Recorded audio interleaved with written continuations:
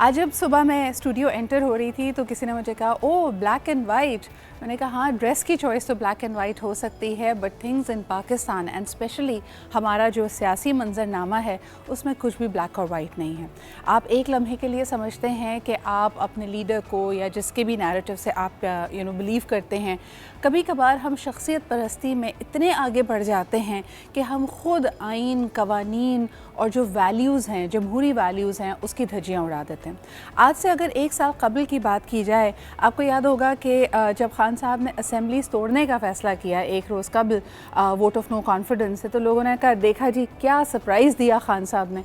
और बड़े बड़े नामवर इसमें सहाफ़ी शामिल हैं। लोगों को लगा कि खान साहब has been able to control things. वो शायद आज हम हाइंडसाइट में अगर देखते हैं तो इमरान खान साहब की पहली गलती थी। कल कई लोगों ने जो बदलती हुई सूरत हाल है उस पर बात करते हुए कहा कि यक के बाद दीगरे कई छोटी बड़ी गलतियाँ जो शायद हाइंडसाइट में बिल्कुल आया हैं, लेकिन उस वक्त हो सकता है शायद उनके हामी, कारकुनान, मीडिया पूरे तसलसल से और पूरे फ्रेमवर्क में इन चीज़ों को ना देख पा रहा हो। मिसाल के तौर पे असेंबलीज़ को छोड़ने का डिसीजन, उसके बाद केपी और पंजाब की असेंबलीज़ को तोड़ने का डिसीजन। हद तो ये है कि कल की सूरत हाल में हमने ये देखा कि जहाँ ज़मान पाक के इर्द गिर्द बहुत मजमा हुआ करता था और उनके हामी वहाँ मौजूद हुआ करते थे, और पिछले कई महीनों से हम ये चीज़ें कवर भी कर रहे हैं, आप तक लेके आ रहे हैं।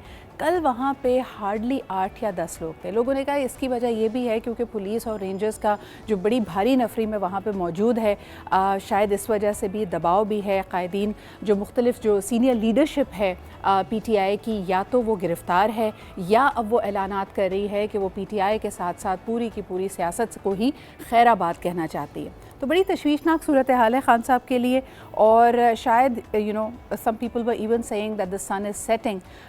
9 मई के जो वाक़यात हैं उन पे भी PTI का जो स्टांस है वो अनक्लियर है। पहले वो कहते हैं कि जी खान साहब को जिस तरह गिरफ़्तार किया गया that was an instigating matter, और शायद यही वजह बनी कि उसके बाद जो सूरत हाल बर्पा हुई। लेकिन इमरान खान साहब ने ये बात वाज़ेह नहीं की कि क्या वो इस चीज़ को कंडेम करते हैं या नहीं करते। वो लोग 7,000 से ज़्यादा जो गिरफ़्तारियाँ हैं, क्या वो तमाम गिरफ़्तारियाँ गलत हैं?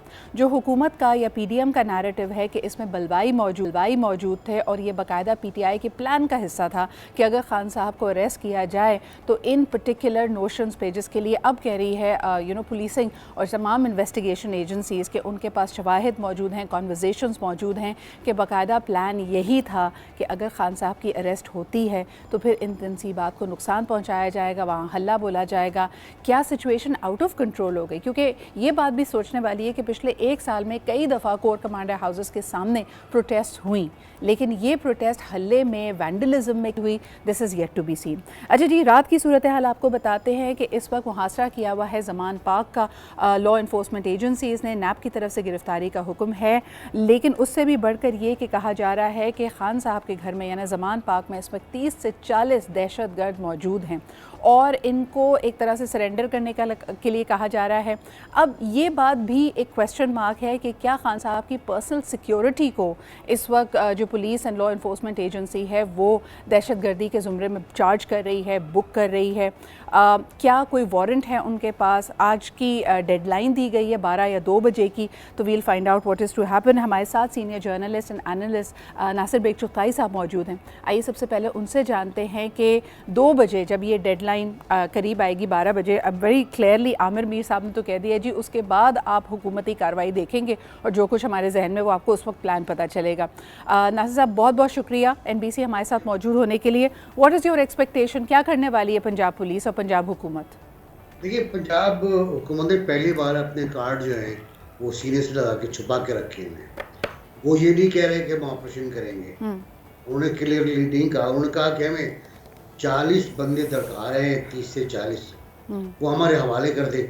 हाँ जी, ये 24 घंटे का उनका अल्टीमेट था जो 2 बजे 3 बजे ख़त्म हो जाएगा। बिल्कुल। उसके बाद वो क्या करेंगे, किस तरह करेंगे, ये एक मतलब अभी तक क्लियर नहीं है।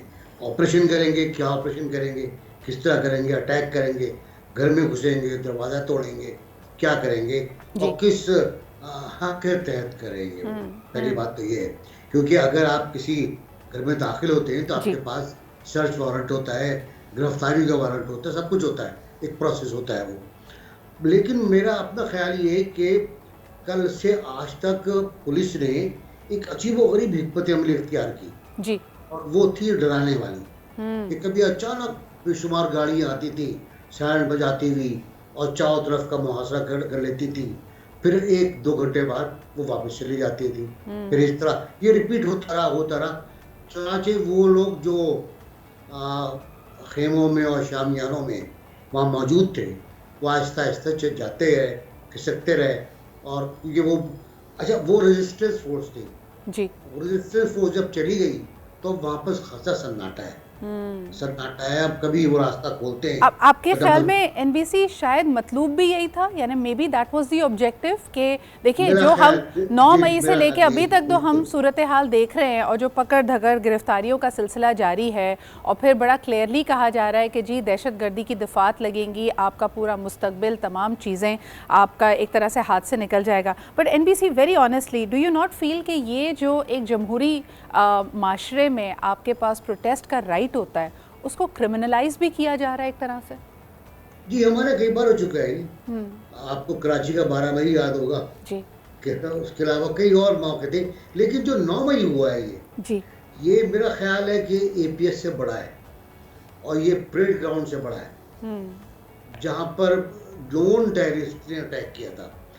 ये जो कुछ हुआ है, ये दरअसल जो आइकॉन्स थे, हमारे हीरो थे, उनको अच्छा मुझे हैरत इस बात पे होती है कि कौन लोग थे ये, जिनको ये पता नहीं कि ये मुजस्समा शेर खान का है, जिनको ये पता नहीं कि ये आर्मी के कोर कमांडर का घर है, जिनको ये सब पता था उन लोगों को। उन्होंने पूछा आप कौन, उनका जो मैं जर्नलिस्ट की बीवी हूँ, उनका ठीक है ओके। और फिर जिस तरह 3 टोलियाँ आई थी, बाकायदा मनसूबाबंदी थी। आलिया हमजा का बयान आपने सुन लिया, आपने शहरियार आफरीदी का स्टेटमेंट सुन लिया, आपने मुराद सईद का सुन लिया। तो ये कहना कि कोई प्लान नहीं था, कोई मनसूबा नहीं था, हमारे लोग खाली मुजाहरा करने गए थे। सर मेरे ख्याल में ये सबसे ज़्यादा तशवीशनाक बात है कि खान साहब ने इवन एज लिप सर्विस इस पूरे वाक़े को कंडेम नहीं किया। इस वक्त हम देखते हैं कि पीटीआई के 7,000 से ज़्यादा कारकुनान गिरफ़्तार हैं, उनकी लोकेशंस का नहीं पता, जो तस्वुर किया जाता है कि उनके हामी, उनकी सीनियर लीडरशिप अरेस्ट हुई हुई है। लेकिन आप इस चीज़ को कैसे देख रहे हैं कि बहुत सारे उनके जो क्लोज़ लीडरशिप थी, यहाँ तक कि सेंट्रल कमेटीज़ के सेक्रेटरी एट्सेट्रा, वो अब पीटीआई को खैराबाद कह रहे हैं? ये भी पाकिस्तान की सियासत में अक्सर दफ़ा देखा गया। हाँ, ये देखा गया है। वो बल्कि जब वो ये पीटीआई की गवर्नमेंट बन रही थी जी, उस ज़माने में हमने कहा था कि जब परिंदे आते हैं, मौसमी परिंदे होते हैं, वो कभी किंजर झील आते हैं रूस से और कभी वापस चले जाते हैं रूस की तरफ, मौसमों के हिसाब से। तो ये मौसम चल रहा है पीटीआई में आने का, और फिर पीटीआई से वापसी का एक फिर नया मौसम आएगा। सर वैसे जल्दी आ गया। आपस की बात है, देखें हम हमेशा बात करते हैं और जमहूरी क़ुव्वतें, आप अगर हम पिछले अपनी 30 बरसों की यानी 3 दहाइयों की सियासी तारीख़ को देख लें, सबसे बड़ा नैरेटिव जो जमहूरी जमातें हमेशा लेके चलती हैं वो है रेस्टोरेशन ऑफ डेमोक्रेसी। इस वक्त जो सूरत हाल है, ठीक है, पीटीआई को इस अताब का सामना करना पड़ा है, पीटीआई ने कई ऐसी रेड लाइंस को क्रॉस किया है जो आज से पहले कभी नहीं हुई, so probably they need to also be cognizant of that. लेकिन क्या आप नहीं समझते कि दूसरी जमहूरी पार्टीज़ को भी ये इंतकामी सियासत, यानी आप नहीं समझ रहे कि may be a bit of it is being overdone, यानी जिस तरह की अरेस्ट हो रही हैं, हम तो बार बार बात कर रहे हैं कि 9 मई का एहतजाज भी था जिसके अंदर tear gas, shelling, red zone के मनाजिर हमारे सामने, और 15 मई को एक बिल्कुल ही मुख्तलिफ सूरत हाल थी वहाँ पे कि पुलिस की गाड़ियों में इन प्रोटेस्टर्स को और पीडीएम के जो प्रोटेस्टर्स हैं, ख़ास तौर पे JUIF के, उनको घर तक पहुँचाया गया। जी, ये बहुत बुरी सूरत हाल है हमारे यहाँ। हमारी रिवायतें नहीं बन पाई, हमारे पास ट्रेडिशंस नहीं बन पाई। मैं पड़ोसी मुल्क की तरफ देखता हूँ, हिंदुस्तान की तरफ, तो मुझे हसद होता है बहुत ज़्यादा कि वो जो कुछ भी हैं, हिंदुत्वा हैं, वो एक्सट्रीमिस्ट हैं, वो इंतहा पसंद हैं, उनके यहाँ डेमोक्रेसी का एक तरीक़ा मौजूद है जिससे वो डिविएट नहीं कर पाते, नहीं कर सकते वहाँ पर। इतने स्ट्रॉन्ग वहाँ अदलिया का अपना एक ढांचा है, अपना रंग है, वहाँ मुकन्नना का, पार्लियामेंट का अपना एक वक़ार है, ग्रेस है।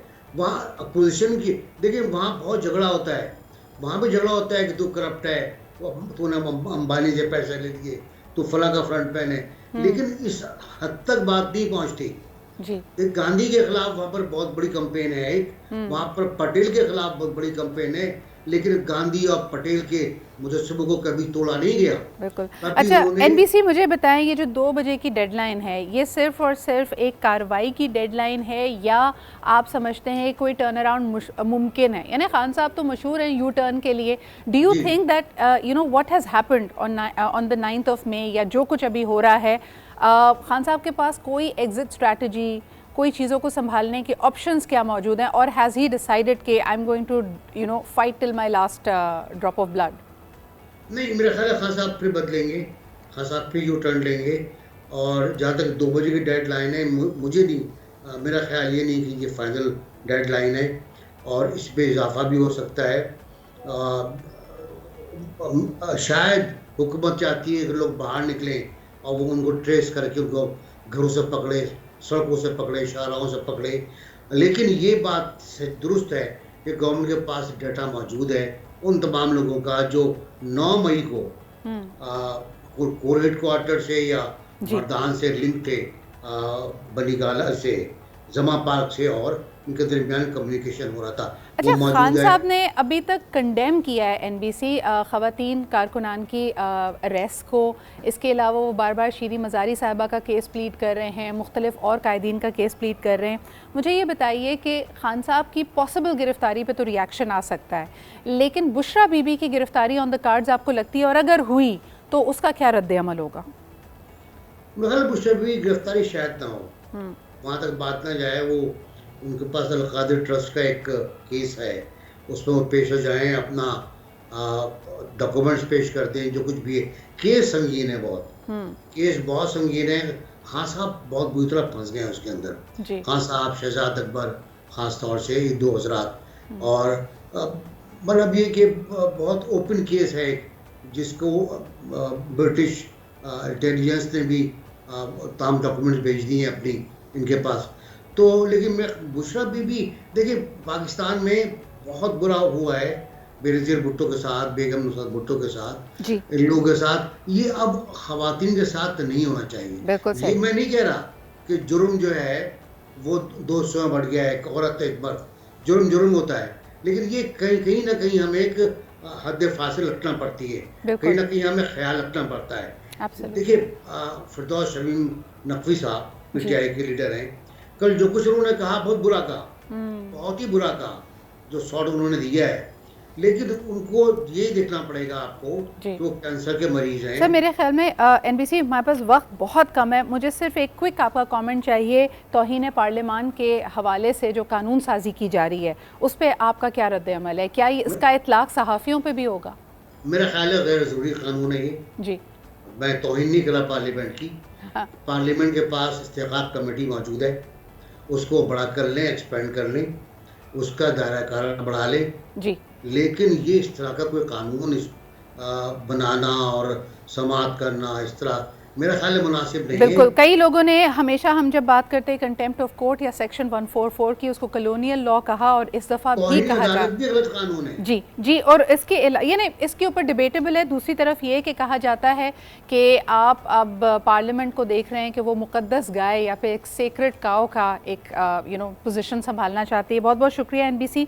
बदलती हुई सूरत हाल है, देखते हैं 9 मई के वाक़यात को कंडेम करते हैं या नहीं करते खान साहब, और उसके बाद जो एक शदीद रद्द-ए-अमल, अवाम में भी गुस्सा पाया जाता है यकीनन, और इसके हवाले से एक उसूली फ़ैसला हुकूमत ने भी किया है, फोर्सेस ने भी किया है। Let's see what happens after 2 o'clock। Minute to minute जो भी अपडेट्स होंगी आप देख सकते हैं आज न्यूज़ पे।